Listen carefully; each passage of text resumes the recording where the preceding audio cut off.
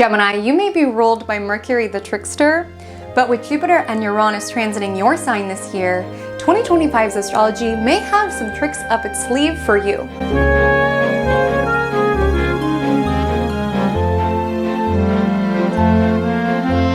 Hi all, my name is Haley Comet and welcome to my Cosmic Corner of the Internet, where we discuss all things astrology, and today all things 12 Days of Cosmos Gemini 2025 edition. What you can expect from 2025's astrology if you are a Gemini. And I'll give you a spoiler alert right now. One thing that you can for certain expect within 2025 is the unexpected.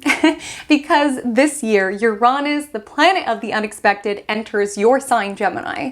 And this is a transit that continues on until 2033. So if you have a strong Gemini presence within your chart, you're stepping into a new journey. And since it's a Uranian journey, it might be a bit of a weird one. A radical one, an authentic one, but a weird one. So we will dive into this transit as well as so much more that the year ahead has in store for you. But before we do, I want to introduce myself. If this is your first time to my Cosmic Corner of the Internet, hi, my name is Haley Comet. I do all sorts of content here on this channel, really told through the lens of co-creative astrology. Rather than feeling powerless to the cruel and mean planets above us, I'm super passionate about leveraging the planets in order to live a very empowered existence, understanding these themes and cycles, and understanding how it is that we can grab hold of them, how it is that we can work with them. So if that feels in alignment with you, I would so love to have your subscription or any other little nudge of engagement that you can give on this video is so appreciated. I want to let you know that when it comes to the horoscopes and this series, 12 Days of Cosmos, I do talk through each of these years through a house perspective. So the reading that I would the mostly encourage you to listen to is the sign that is your rising sign, also known as your ascendant sign. Now, I use solar houses within my practice, which is a technique in which we take the sun sign, we put it into the first house, and we set up the houses accordingly. So I would personally also listen to my sun sign. If you also use solar houses, you are so welcome to listen to your other placements. It may have relevance from an aspect perspective. Rising sign would be the one that I would definitely encourage you to watch, and sun sign as a secondary consideration. So we got a lot to talk about, Gemini, and one thing about you and I is that we love to gab and we love to yap. So let's go ahead and get into it because we have a lot to discuss. Gemini 2025, shaking things up.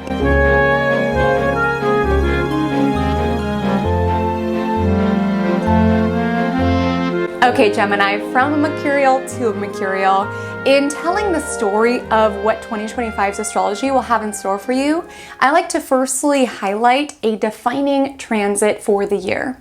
And this is essentially a transit that feels the most influential, that when you think back to 2025, when you categorize it within your mind, you will likely remember it as, oh, that's the year that Uranus first entered Gemini, my sign. Now I want to let you know this is not a transit that is unique to just 2025. Uranus dabbles in the Gemini sector of the sky. It transits back into Taurus by the end of the year, and then it settles in next year, 2026, where it'll stay until 2033. So it is a story that, yes, we get the foreshadow, we get the clues for now, and will continue to ricochet out, reverberate out for the next couple of years.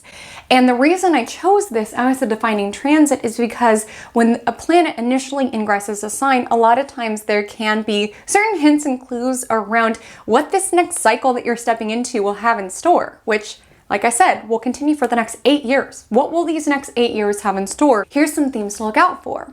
So firstly, Uranus will enter Gemini July 7th, 2025. It will continue in your sign until November 7th, and that is from a Pacific Standard Time perspective. Many other places in the world, it'll be November 8th. But when it comes to that period of time, midway through the year, you may get certain hints and clues around where this disruption will take place, because that's the nature of Uranus, is that Uranus is about disruption. It's around rebellion. It's around innovation. And with it transiting your sign, and thus from a house perspective, the first house of self-identity and appearance, this could be a time that you are wanting to shake things up. You are wanting to break free from anything that feels limiting or restrictive on your sense of self. You could find that midway through this year, continuing on until November, you feel this sense that your life is like a sweater that has grown too small. That's always how I think of Uranus energy, and that we could just feel like nothing's wrong, it's not bad, but we're just craving something different. We want to do something different. You know, as a Gemini, you are someone who likes to be curious and engaged by life, and you can really find midway this year that you get a little bored. You feel a little restless. Because when a sweater has grown too small, what do you want to do? You want to rip it off. You're like, it just doesn't feel right anymore. It doesn't fit me anymore. And that's how you could feel about your life. Particularly if you look at your chart and you see that you have Gemini placements at 0 degrees or 1 degree Gemini. That indicates that you will have a Uranus transit this year. Again, it'll repeat next year. But you will feel this desire around wanting to break free, wanting to shake things up, wanting to essentially liberate yourself from your life. We feel this desire that we need to do something different. Because what do we want to do when a sweater has grown too small? We want to rip it off, right? We're like, get this off of me. We might have loved the sweater. It might have suited us in many different eras of our life. But when something feels too small, when something feels like it doesn't fit us quite right, we just want to rip it off, regardless of whatever damage it does to the sweater itself. Because we feel almost like claustrophobic, trapped in this sweater that doesn't feel like a true reflection of ourselves any longer, a lot of times that discomfort can cause us to just want to rip it off, to want to break free. And that would just be my word of caution when it comes to this journey that you're stepping into. It's not that it's a time to resist change. Uranus is the planet of change. Embrace change. But a lot of times that restlessness, that desire to break free, that desire to liberate ourselves, that desire to essentially rip off this sweater that no longer fits, a lot of times that can cause us to change a lot of things within our life. And so what I would say is really sit with the restlessness that may come up this year and continue on into 2033. Sit with it. See what it's there to tell you. Because when we have a Uranus transit, sometimes we can feel like everything in our life is wrong. I need to move. I need to break up. I need to sell all of my things. I need to change career paths. And it's not to say it's not a time of change. Honor change. But don't feel like you need to change everything all at once, because wherever it is that you go, there you are. And I've talked to many a client after a Uranus transit where they changed all of these things and it wasn't really addressing the root cause of what was really creating that restlessness or that desire to break free. And a lot of times when we sit with it, when we recognize, okay, this sweater feels like it's gotten too tight, my life doesn't feel like a genuine reflection of myself, rather than changing it all up and hoping that that fixes it, it's a desire to see what doesn't feel like me. And is there a way that I can customize this sweater? Maybe I can turn it into a crop top. Maybe I can turn it to off the shoulder. Maybe I can stretch it out. You don't want to ruin your favorite sweater just because you feel uncomfortable. You don't want to change everything about your life, which might have some genuinely lovely things within it, just because you are feeling restless and craving something different. And then getting into your new city with your new relationship and your new job and realizing this restlessness is still here because I wasn't really addressing where this boredom was really coming from. So you could feel this year, as well as throughout Uranus and Gemini altogether, this overwhelming desire to want to break free, to want to shake things up. And I would encourage you to do that. But I would encourage you to microdose change.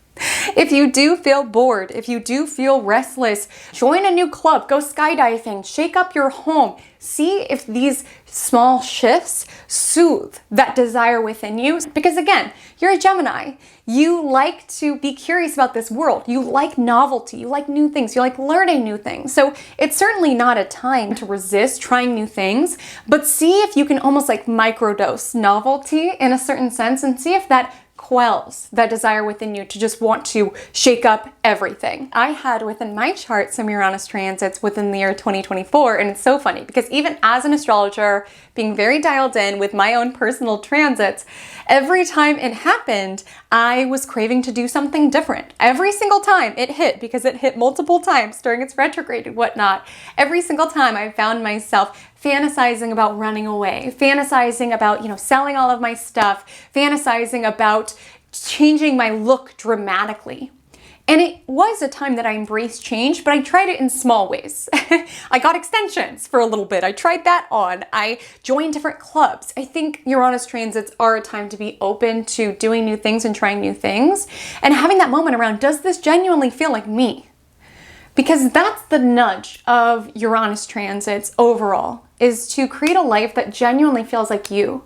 To look at your life, to look at the sweater that you're in, and to feel like it's a genuine reflection of the authentic, unique soul that you are.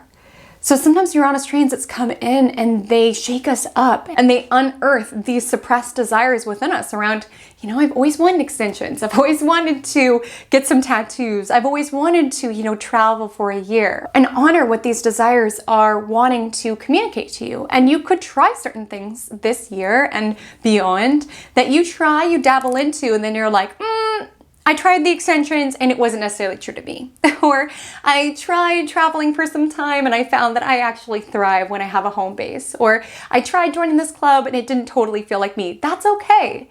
I think when it comes to Uranus transits, it's trying new things and exposing ourselves to new stimuli in order to find the pieces that genuinely feel like us, that genuinely make us feel like the most authentic version of ourselves. And sometimes when we've been suppressing our most authentic self, sometimes we do crave rebelling in very extreme ways, right? Around, I always felt like my aesthetic needed to look this particular way. I was told by society that it needed to look this particular way.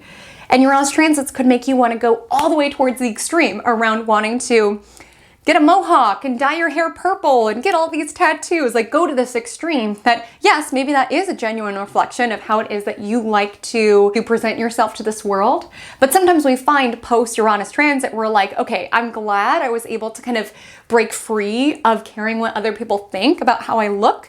But in reflection, I think there's a happy medium. Maybe I don't need purple mohawk, maybe just having lilac hair would be a better fit for me. And that's why I typically encourage not to make radical, permanent decisions during Uranus transits, especially if it's coming from this very restless, chaotic place where it's like, I just need something different, so I want to change everything up. Because you can find when things settle after you have your Uranus transit, you find like, okay, wow, now I have this purple mohawk and my hair is not growing any longer and I miss certain elements of it. So it's not to say that it's not a time to rebel, to shake things up, to embrace the ways that you do not fit in, but I would really just see what feels like a genuine reflection of you and see where it is that you can dabble with the changes.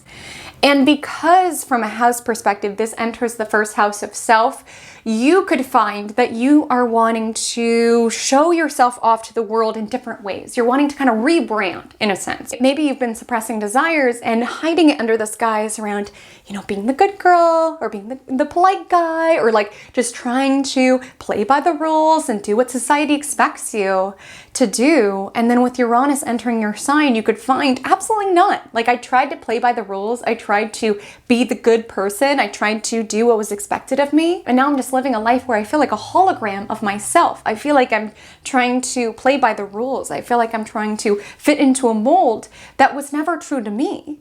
And so with Uranus in the first house, you could find that you're wanting to break free. You're wanting to identify yourself in new ways. And that can come through in many different ways. We'll talk about it in a later section, but I do see there is a focus in career. So some of you could find that there's been certain parts of you that you've been suppressing around what it is that you really want to do for career, even if it is unique. Maybe you tried to go the conventional path and this is the year you're like, I need to honor this artist side of me. I need to honor this welder side of me. I need to honor this astrologer side of me. Whatever these desires are, you could want to break free of who it was that you were told to be or what was normal to be and wanting to be seen in new ways by the world.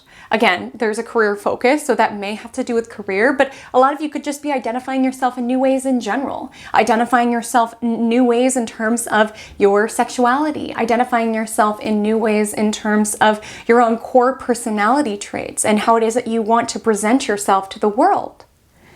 First house deals with our aesthetic, which is why a lot of the examples I was talking about, mohawks and tattoos, because a lot of times with Uranus in this sector, you may find that you want to do something drastic.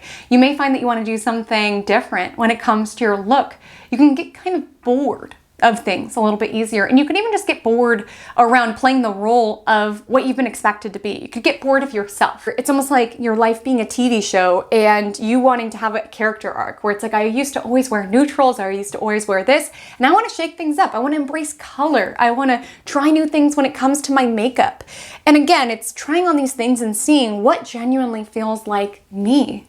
It's really a time to embrace your most authentic style, one that really feels like you. Like when you look in the mirror, you're like, there you are, right? It's outside of what's trendy or what's expected of you. It's just being able to look at the mirror and be like, that's me. And with Uranus energy, it's an important time to break free of any fears of judgment. And that's a gift of Uranus transits, is that you can find this year going on beyond. Again, this energy will intensify when it hits your Gemini placements exactly. So if you notice that you have Gemini placements at later degrees, this may be a little bit more alive as we get closer to 2030, 2031, 2032, so on and so forth. But when it comes to Uranus transits, a gift of it is that you do stop caring what people think about you. You could stop caring around what people have to say about how you do your hair, how you do your makeup, how you dress, how you live your life. And so this is a time of really freeing yourself and liberating yourself from the expectations that other people have of you. Maybe you cared for a long time and this transit is the mark of you no longer caring. No longer caring what people have to say about you, freeing yourself from trying to fit into these molds and be what other people wanted you to be. And sometimes that shows up around you tried and you tried and you tried, and now this transit is your desire to break free and rebel, which sometimes can show up in a more extreme way, wherein you tried and you tried and you tried and you wore what people expected you to wear and you had your aesthetic around what was accepted and expected of you. And with Uranus in your sign, it can signal this awakening where you recognize how hard you've tried to fit into a mold that you were never meant to fit in, to build a life that was never really a genuine reflection of you, and wanting to reclaim your authenticity. And sometimes people will say you're weird for that. Will say you're eccentric. A lot of times when Uranus is in our sign, we do march down a path that is a little bit more unconventional, that is a little bit more weird. And a lot of times people have a lot to say about it. You know, Uranus as a planet does have to deal with rebellion and revolution.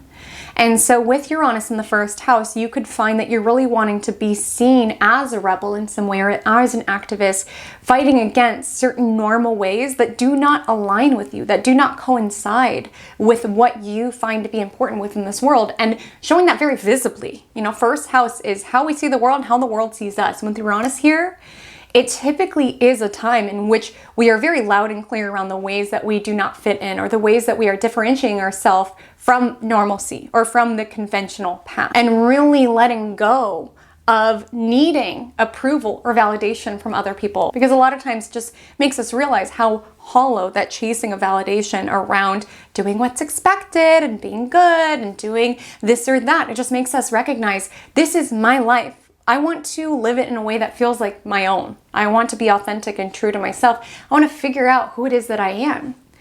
Because it's not even to say that when we have Uranus transit, we suddenly connect with exactly who it is that we're meant to be. We're constantly growing and evolving.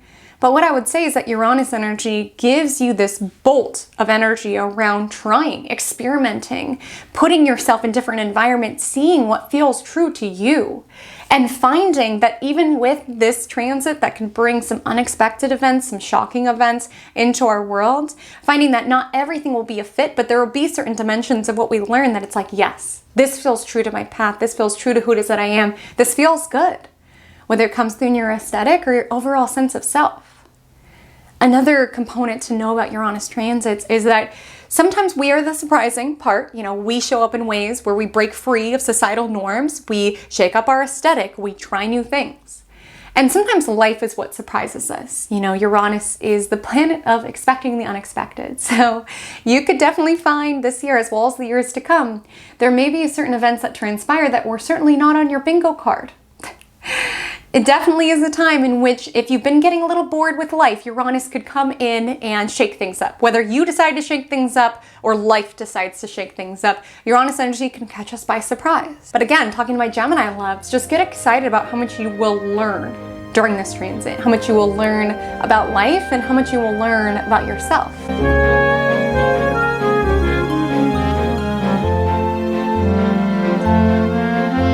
So there's more unfolding this year than just the Uranus story. To figure out what also will be relevant in 2025, we look to your ruler. And as a Gemini, you are ruled by Mercury, the planet of communication, which is why so many of you have such a way with words.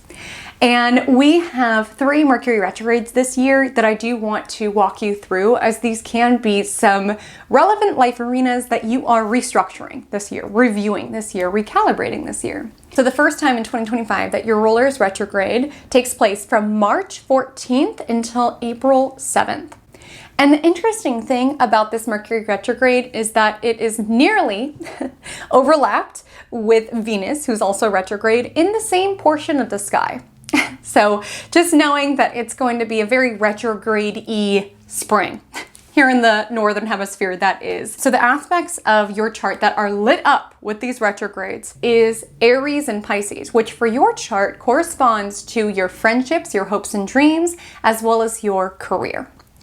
So the first portion of this Mercury retrograde is around your friendships and your network, essentially. I always think of 11th house as the dreams that we build and the people that we build them with. And with Mercury retrograde, some of you could be really deeply in reflection around your friendships, your networks, who it is that you are connected to and connected with, and if they feel like-minded. Because 11th house is right next to the 10th house for a reason. It's considered the friends who help us. It's really the network that is around us. And again, it's not transactional like that. Around everyone who's around you needs to be self-serving in some regard, or serving your ambition in some regard.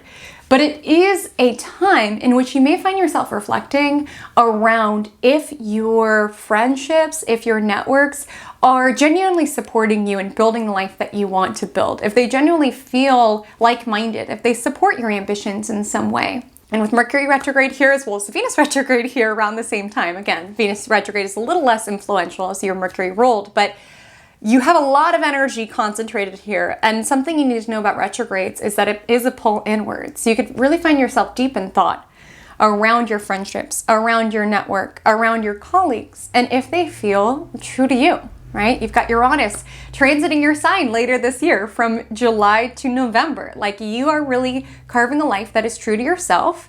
And with Mercury retrograde, you could really be contemplating if your friendships are a reflection of who it is that you are authentically. If you are able to be your own weird, eccentric, authentic self around these people, especially when you consider that Mercury in the first portion of the retrograde is in Aries, the sign of individuality. So if you feel like your friendships have been a territory where you feel like you have to play by the rules or fit a certain mold in order to feel accepted, Mercury retrograde could really be you reflecting on why that is.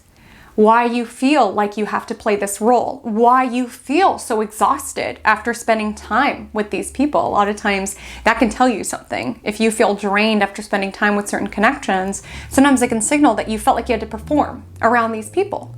And it's not to say that you need to cut everybody off, all of your friends off, but with Mercury retrograde, reflect on why that is, and reflect around if you're able to shift into energetic in order to make your connections a more genuine reflection of you. Environment where you feel like you don't have to perform or you don't have to play a role. Again, this retrograde happens before Uranus enters your sign, but I do feel like overall, 2025, you are doing a lot of reflection around how you can show up as your most authentic self and the connections that you're around that allow you to be your own weird, quirky, eccentric self. And sometimes it comes down to a matter of what connections we've outgrown. You know, you've also got Jupiter in your first house in the first portion of the year. So this is a growth year. And we can't grow without outgrowing. And so you might find during this first retrograde, you are reflecting on if the friendships within your life, your college friends, your friends from your internship, your friends from this old job, if they are appropriate within the next season of your life. Again, you can appreciate these connections, but not every friendship group needs to continue on within every certain season of our life. Not every friend is equipped to do that. And sometimes Mercury retrograde in the 11th house can be this time around recategorizing friendships. So if you find that you are dealing with certain dynamics within friendships that don't feel good, around this is not a friend that I can have deep talks with, or this is not a friend where I feel like would pick me up at the middle of the night, again, you get to decide the standards by which you hold your friends to. That will be influential because Saturn does enter this sector of your chart briefly this year as well. So you get to decide that. I'm not saying every single friend is appropriate to have within your world, but Mercury retrograde could also be you recategorizing your friends. I experienced so much more peace and fulfillment within my friendships when I stopped expecting every friend to be everything, if that makes sense. Like there were certain friendships that I had resentment over around, gosh, I feel like I can't talk deep with them. I feel like they're just a party friend. And for me, when I reflected on it, it made me recognize and realize like, oh, not every friend needs to be a deep talk friend. Like some friends I can just go out and have fun with, and I don't need them to be everything. And I can stop fighting this battle around needing them to be everything and play every role. You know, something that you're learning within 2025 is that you cannot change people. You cannot make people something that they are not themselves. And you're learning that because you yourself, with Uranus in the first house, you're in this vibration where you're like, no one can tell me who to be or how to be. And so when you allow that own allowance for yourself, you equally need to expand it to other people as well. And the typical adage that we hear with retrogrades is that it does bring people from the past back. So you could find during this retrograde, you do hear from friends from the past, colleagues from the past. And again, just because you hear from people from your past doesn't mean that you need to drag them into your future. Sometimes the universe brings certain people back, whether we run into them, we think about them, we dream of them, just for us to have these goalposts around how far we've come since we're connected to these people.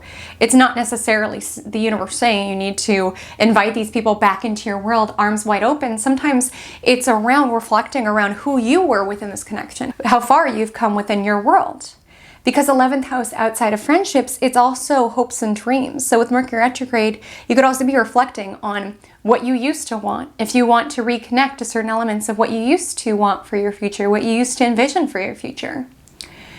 Throughout the latter part of this retrograde, Mercury will then dip into your 10th house, another very concentrated portion of your chart this year. A lot of energy around career Gemini, which we will discuss. But with Mercury retrograde, you can find that this time makes you question your career. Like you could be really questioning if you aren't doing what it is that you want to be doing.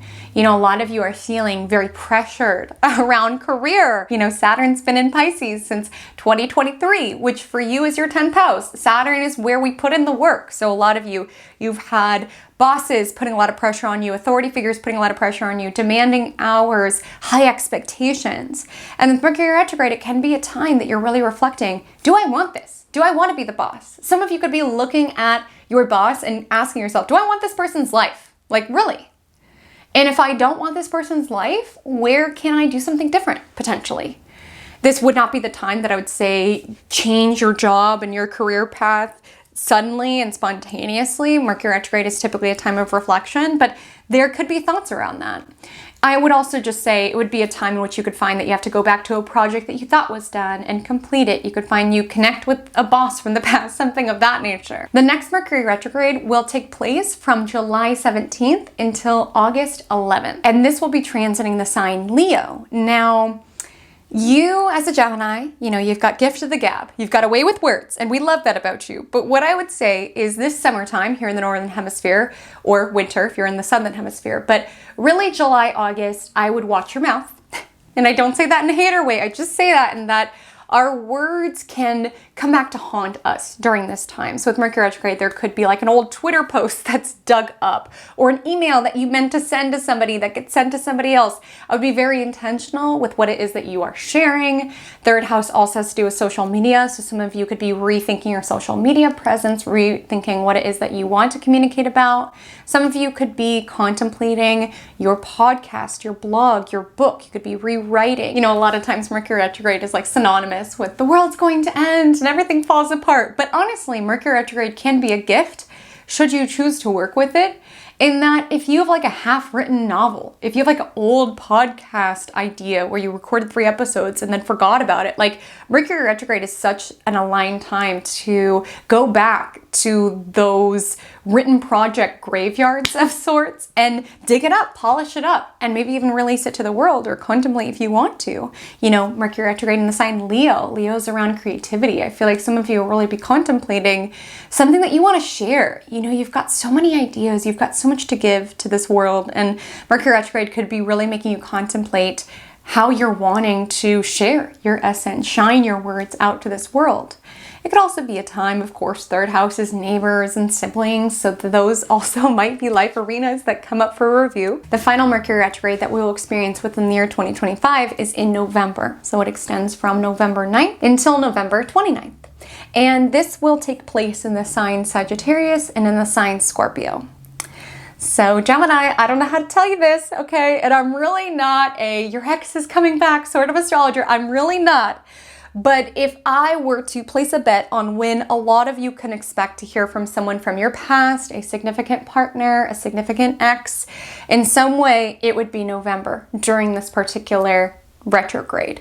Now, sometimes we literally hear from someone from our past. We get, you know, a DM from someone out of the blue. Sometimes it's just us thinking about it, you know, thinking about what we learned within this past partnership, thinking about what wisdom from that connection we're taking with us into our next relationships, how those experiences really clarified what it is that we want and what it is that we expect from our partnerships, from our relationships moving forward.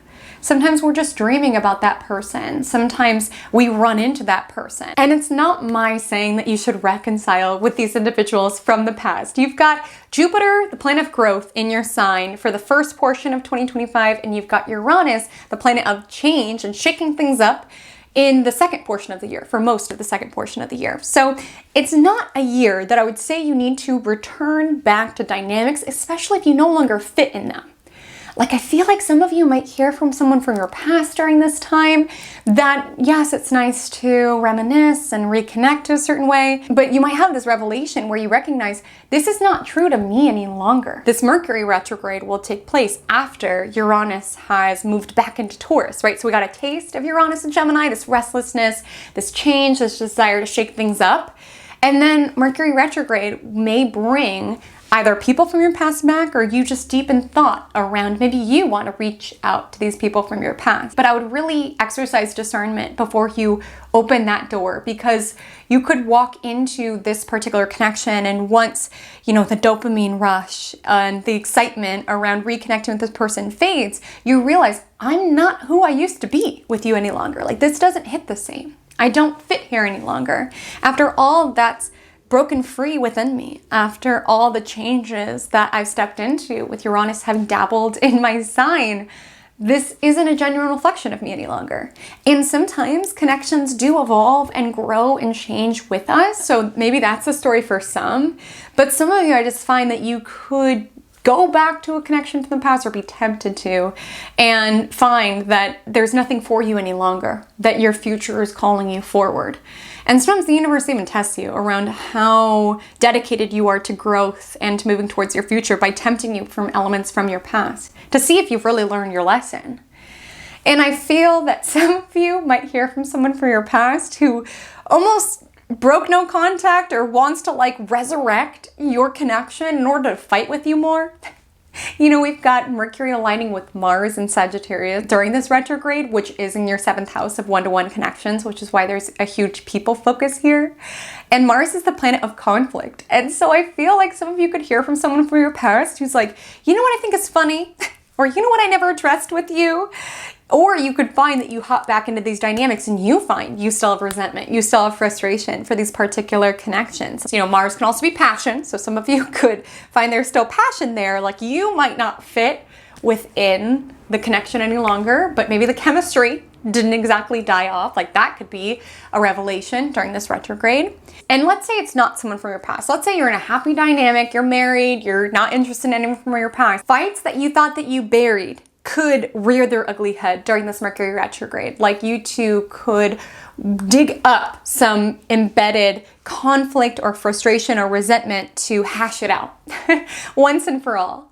You could be really rethinking your communication style within your partnership, within your connection. And then when Mercury retrogrades back into Scorpio, this is your 6th house. And so this could activate stories around your workplace. So the first retrograde that we had, the March-April one, that also hit a worky house, like 10th house. That's a very public portion. So it's around our career, what we're known as. And this retrograde is more so enlivening what we actually do. 6th house is like our day-to-day. It's our responsibilities. It's our tasks. It's our coworkers. It's our workplace. But what I would say, Gemini, is that with you having your ruling planet retrograde in 2 houses that do have to deal with work, a lot of you could be reviewing what you do for work, if you like what it is that you do for work. And so this Mercury retrograde is more so being thoughtful around, do I like my workplace? You know, with Mercury being retrograde in Scorpio, maybe there's certain like jealous coworkers or toxicity around you within the workplace that you're really reflective of. Or maybe it's even past workplaces, past toxicity, the one you got away from, but you run into a coworker from the past or something of that nature. Definitely a time to be very intentional around, you know, your detail work, your workload. This could be a time that we are more likely to make more errors, make more mistakes. If you work for yourself or something of that nature, this could be a time that you're really reflecting on your processes, how it is that you structure your day-to-day. And again, with that Uranus energy enlivening in 2025, maybe even contemplating, how can I make my day-to-day a reflection of me? You know, Uranus energy typically makes us want to break free of any sort of normalcy. So if you've been trying to run your business in a way that everybody else does, this could be a time that you're really reflecting, what makes it true to me? You know, some of you could be rebranding or reworking things, perhaps to make more income because Mercury will trine Jupiter, who will be in Cancer at this point, perhaps to build towards the reputation that you really want, with it trining Saturn in the 10th house. So again, you could be reworking what it is that you already do or contemplating certain shifts that you want to make, maybe even drastic transformations with this in Scorpio in order to leave the legacy that you really desire to leave.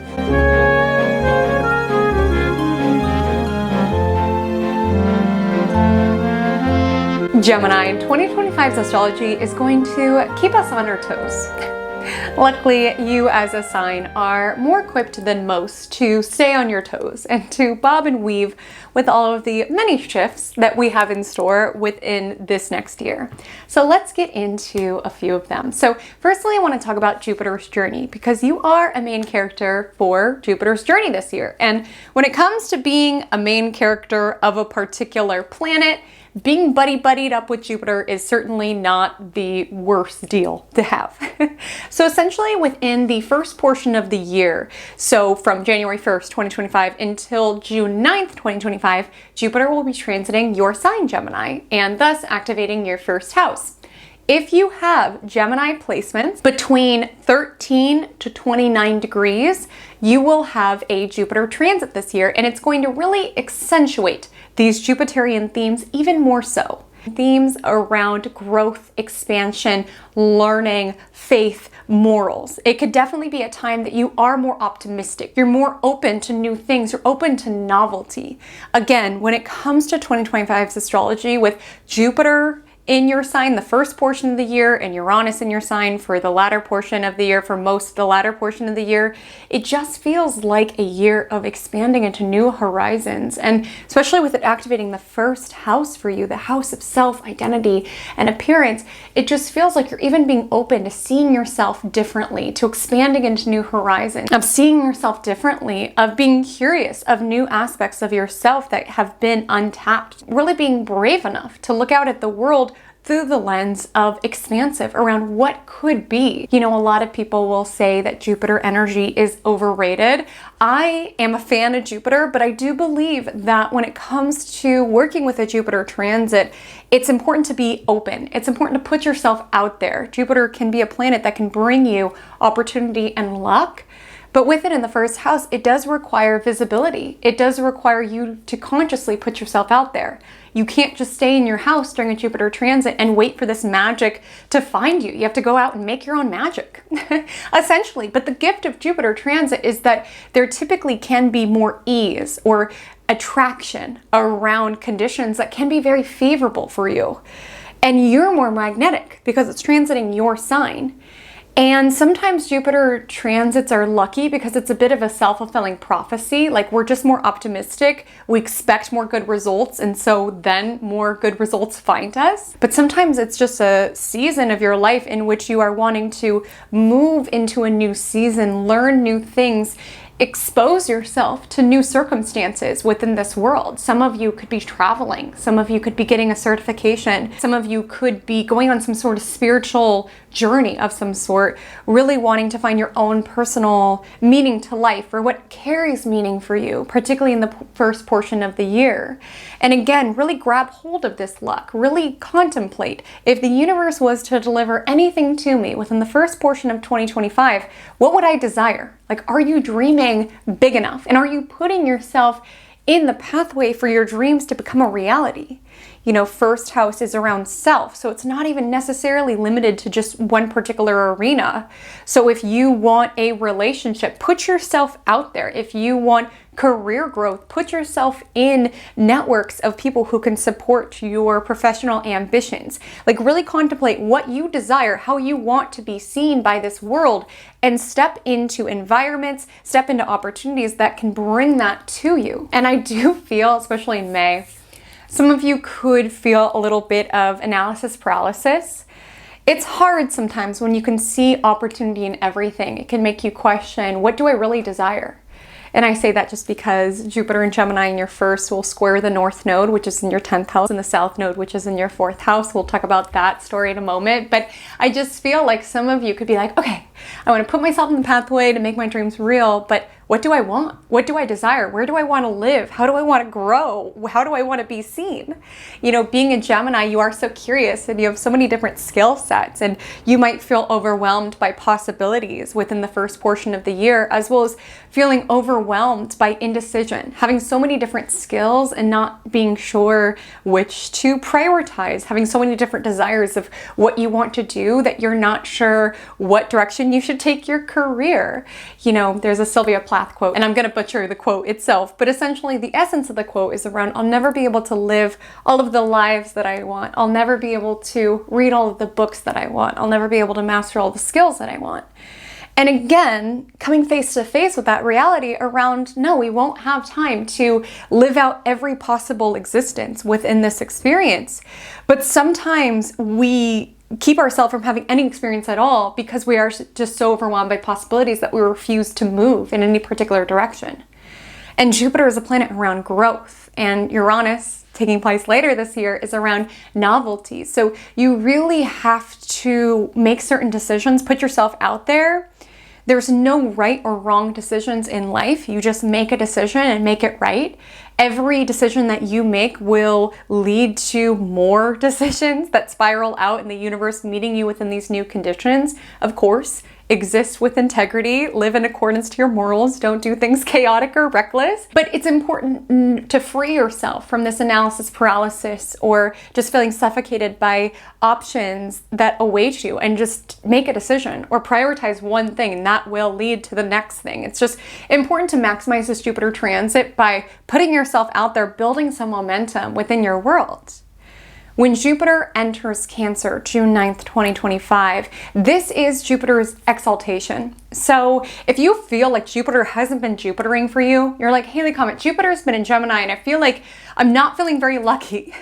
I do want to highlight that when it comes to Jupiter, it does not necessarily like being in your sign. It does bring you blessings when it comes to self, when it comes to identity, when it comes to appearance. Some of you can go through a glow up or something of that nature, but it is a little bit more muted or understated because it is transiting the sign of its detriment.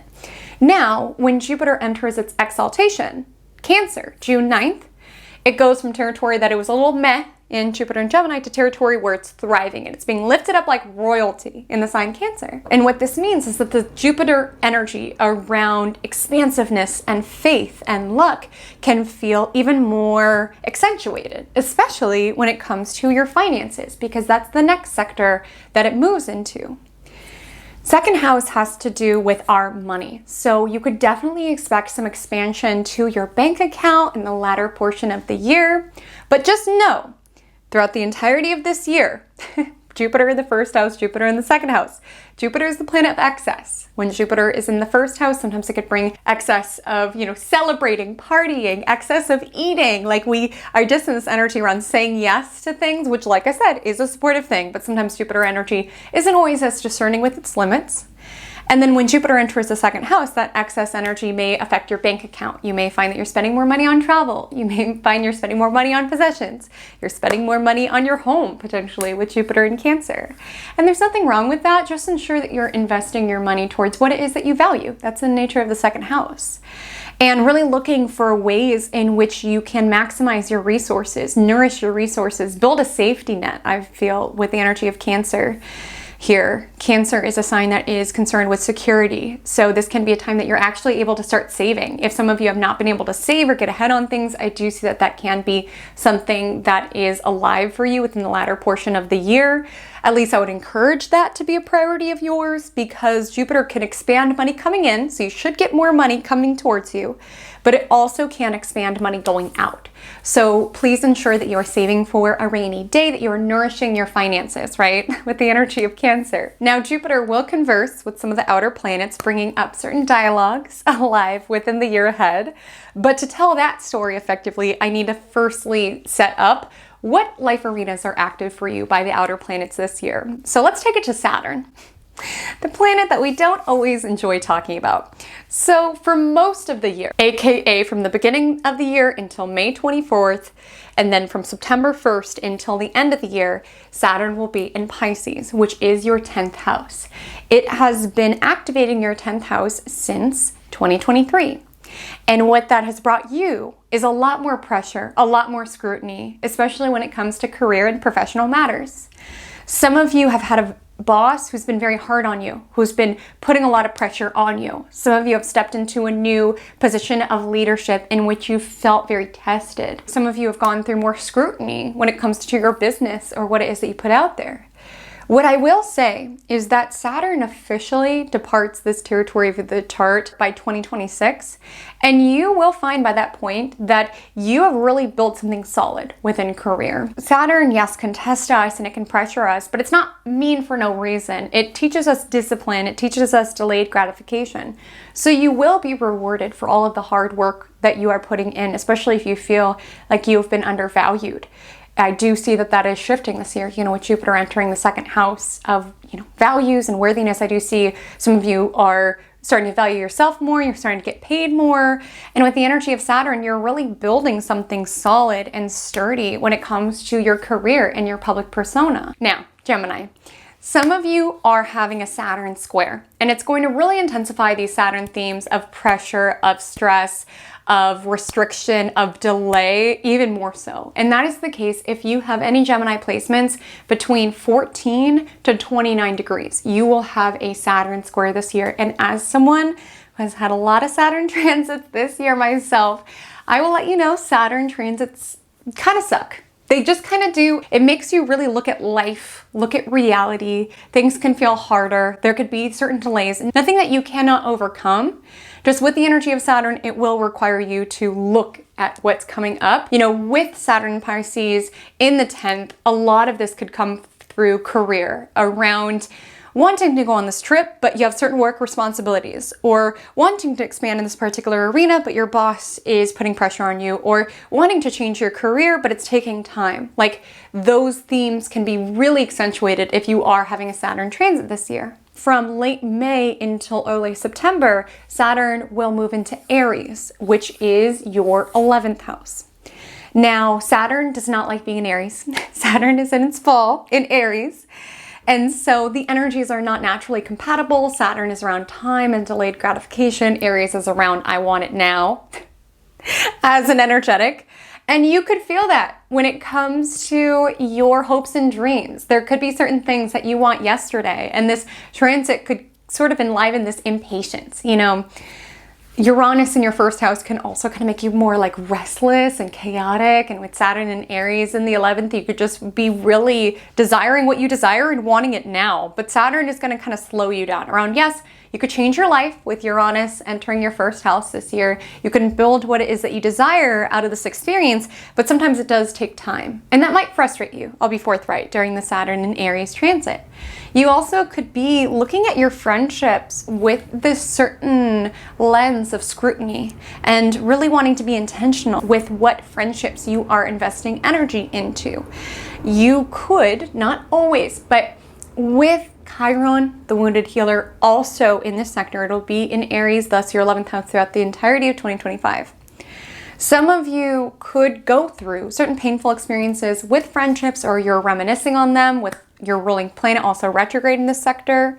And with the energy of Saturn, you're up-leveling your standards for what it is that you require from your friendships. And that could be painful with Chiron here. There could be certain letdowns around how you wanted certain people to show up and how they didn't show up for you in those particular ways, or how certain elements of yourself, your authenticity, was rejected by your friendships or something of that nature. That could be painful.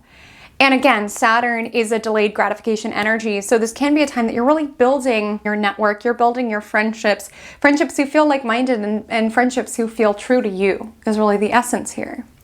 Now, Neptune also enlivens these two areas of your chart, and Neptune is much different than Saturn. Whereas Saturn is around time and delay and reality and playing by the rules of this finite experience, Neptune is around fantasy and illusion and make-believe.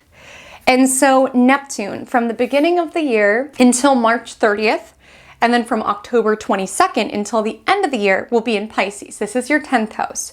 So I see that some of you can be lacking boundaries, especially at work or around your bosses. You know, Saturn is here for most of 2025. So some of you are feeling tested. You're putting in long hours. You're working to the bone, okay? And it's not that that's a bad thing. Like, I do feel like Saturn will reward you for the work that you're putting in, but with Neptune energy, it's important to really honor your boundaries and not allow work to become your identity or allow your boss and how they see you to influence how it is that you see yourself.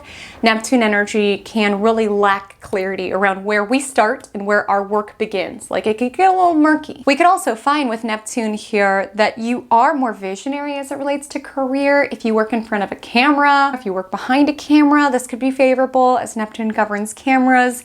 It can give a little bit of glamour, intrigue, mystique as it relates to our reputation, but you could also find that people are projecting things onto you or misunderstanding you. Now, this energy of mystique and misunderstanding may be particularly potent if you do have Gemini placements between 27 to 29 degrees Gemini. That means Neptune will square your Gemini placements this year, which can bring a degree of confusion. You know, you could hear things about you and it could make you question, like, who am I? You could be a little bit more escapist. You know, Uranus, we talked about its journey in Gemini. Within the first portion of the year and then a little bit at the end, it does dip back into your 12th house. And so 12th house does have to deal with self-sabotaging behaviors, and Neptune has to do with escapism, which is why I bring it up. So just really important to not check out from life, right? Try not to check out from life, because truly Neptune and Saturn are at one another's heels. Neptune is around illusion, delusion, and fantasy. Saturn's around reality. So if we check out, if we try to numb, if we try to escape, Saturn is right on Neptune's heels. So the consequences could catch up from that. So just something to be conscious of. From late March to October, then it moves into 11th house, which governs audience and community and network. So with Neptune in these very public houses, there might be certain frustrations in 2025 that you're not understood. And it's important to know that not everybody is going to understand you, and people might project things onto you.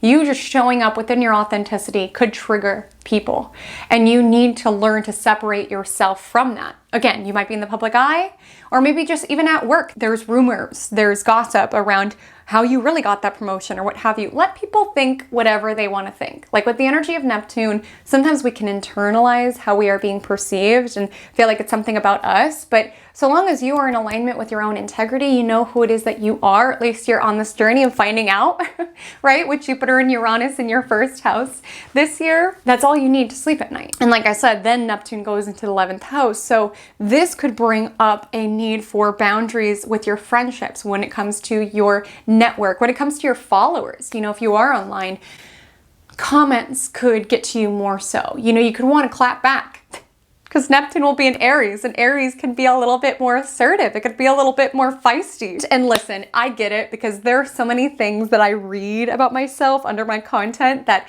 does infuriate me or does hurt my feelings. You know, Neptune can be a more sensitive energy, but you really have to know who it is that you are and know that people will project things onto you. You know, Neptune governs things that are reflective.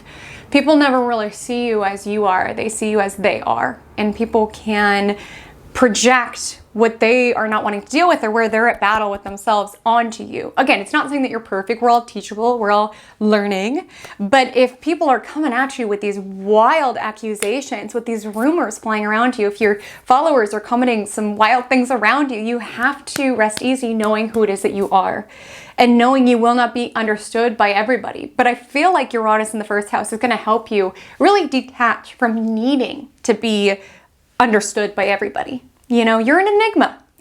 And this is the year around embracing the enigma that you are. Now, these houses are also where the eclipses land. So most of the eclipses and the north and south nodes this year are concentrated in the 10th house and the 4th house. So the eclipses will be in March and September. South node is transiting your 4th house, the sector of your chart covering home, family, and emotional state. South node is a point of loss or release. Don't worry, it's not that you're releasing your home, it's not that you're losing any family members, nothing of that nature. Not fear-mongering. I was so worried going to this transit for me personally, and all that transpired was simply I was so busy at work because North Node and 10th house is shooting you all into the limelight this year. I was so busy at work I just didn't have time to be home. That was releasing home, truly.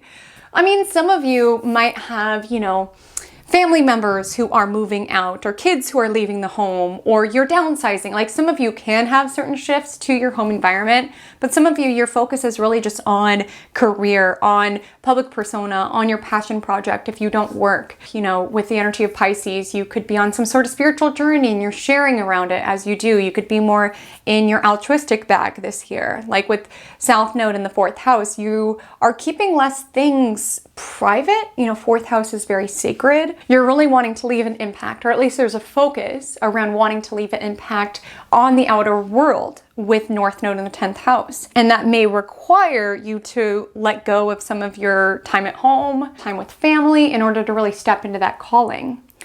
Now, there is one outlier eclipse. Typically, eclipses land in where the North Node and South Node are. And like I said, North Node and South Node for the majority of the year will be in the 10th house, 4th house. But we do have one Aries solar eclipse in March that's in the 11th house, which is the sector of your chart in which the last year and a half of eclipses have been located within, which could just be this energy around really asserting yourself when it comes to your friendships, really putting yourself out there when it comes to your hopes and dreams. The eclipse in March could kind of nudge you towards that, or at least be a celebratory energy around how you've done that, maybe for the last year and a half. Pluto throughout the entirety of 2025 will be in Aquarius, which is a fellow air sign, and this will be in your 9th house. So a lot of you are in this transformation as it relates to your belief systems, as it relates to your religion, as it relates to academia, as it relates to even astrology, things of that nature. This is a big story. It continues until 2044. But I will say, if you have any Gemini placements between 1 to 3 degrees Gemini, you will have a Pluto trine this year.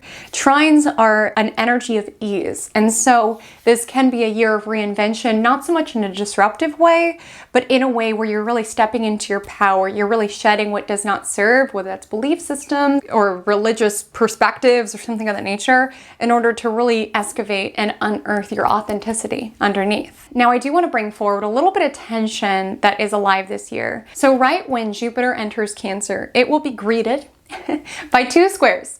A square to Saturn in Aries and a square to Neptune in Aries. because they're all at very early degrees in their new territories. And like I said, Jupiter in the second house should bring expansions of income, but you may find in June that there's a little bit of a conflict around having certain visions for your future, Neptune 11th, and trying to fund said visions of the future with Jupiter in the second house. And with Saturn in the 11th, feeling a little bit pessimistic or blocked around, gosh, I want to, live nomadically, or I want to feel like I'm keeping up with the Joneses, right, online or with my social circles, but I don't have the finances.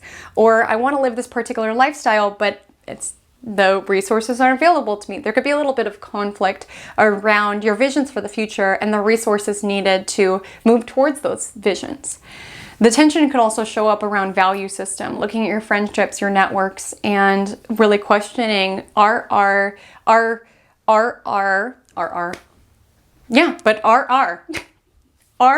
values aligned for us to be friends? And that also might be potent a little later this year, October and December, when Jupiter will square Chiron, which is also there as well. Like there could be painful realizations around our values aren't aligned, or even with Jupiter in the second house of resources, recognizing and realizing that you and your networks are in different financial realities.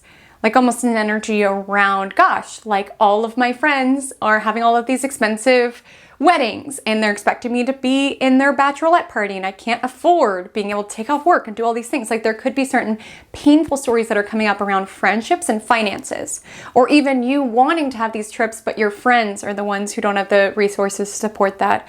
Again, there could just be painful recognitions around that. So Gemini, as you've just spent an hour listening to me detail, there is quite a year ahead for the collective as well as for you personally. And so I've crafted some soul-centered affirmations that are designed intentionally for the transits that you will experience. And I've linked them below. You can save the PDF to your computer. You can even print it if you resonate with affirmations. I crafted them from my heart to yours just to help you lean into these powerful transits and really leverage the astrology as a tool, particularly as it relates to your own co-creation. So the affirmations are as follows. I embolden my most authentic self. I break free from any identity or label that feels restrictive. I embrace the ways that I differ from the crowd. I am a unique soul and I embrace my eccentricity. I am intentional about the networks I surround myself with. I build my dreams step by step. I am patient and intentional with securing my professional success. I am discerning with how I am received within the public eye, but I recognize I cannot control the narrative completely. I am open to learning. I am open to learning. I look out at the world through an optimistic, growth-oriented lens. I say yes to life and I say yes to opportunity.